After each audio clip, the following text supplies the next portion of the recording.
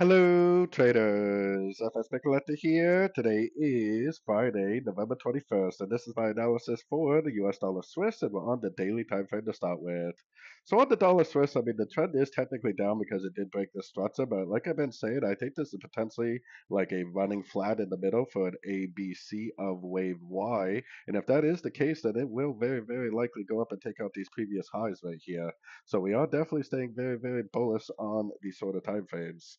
Now, going down to the 1 hour time frame, we did get a break of structure right here, but this is actually kind of an important little lesson right here because it did break structure, but the move that it made before it broke structure was three waves. So more than likely, this was an ABC pullback, and the break of structure was just a break for the wave C, like an expanding ABC before it actually ends up continuing up.